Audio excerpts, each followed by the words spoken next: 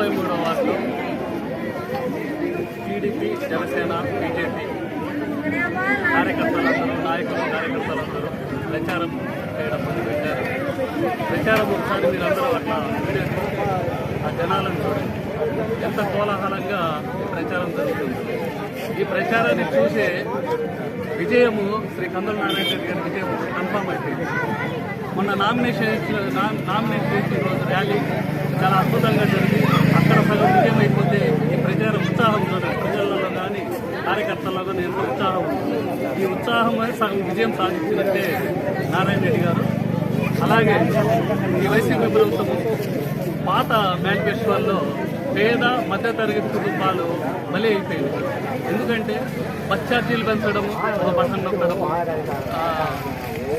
విద్యుత్ ఛార్జీలు పెంచడము ఒక బటన్ నొక్కడము, మందు ఛార్జీలు పెంచడము ఒక బటన్ నొక్కడము, అలాగే రిజిస్ట్రేషన్ ఛార్జీలు పెంచడము ఒక బటన్ నొక్కడము, మున్సిపాలిటీ పన్నులు పెంచడము ఒక బటన్ నొక్కడము, చెత్త పనులు 50 మంది చేసి వాలంటీర్లు ఇవ్వడం, ఇలాంటి చెత్త పనులన్నీ చేసేసి పేద మధ్యతరగతి ఆర్థికంగా బాగా దెబ్బతీసి ఇప్పుడు వచ్చిన కొత్త మేనిఫెస్టోలు ఇంకా దెబ్బతీసే విధంగా ఉంది. కాబట్టి ప్రజలను పడుతున్న అసహనము వైసీపీ మీద ఎప్పుడెప్పుడు చేయాలనే కసి మటుకు పేద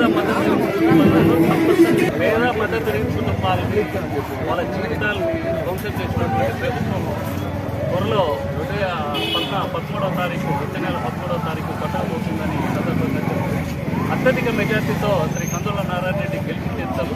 అలాగే మాగుంట సుబ్బరామరెడ్డి, తెలుగుదేశం పార్టీ మాగుంట సుబ్బరామరెడ్డి గారు, శ్రీ మాగుంట సుబ్బరామరెడ్డి గారు జలదాత అత్యధిక మెజార్టీతో గెలుస్తారని ఈ సందర్భంగా మీకు తెలియజేస్తూ జై సైకిల్ గుర్తుగా మీ ఓటు వేయాలని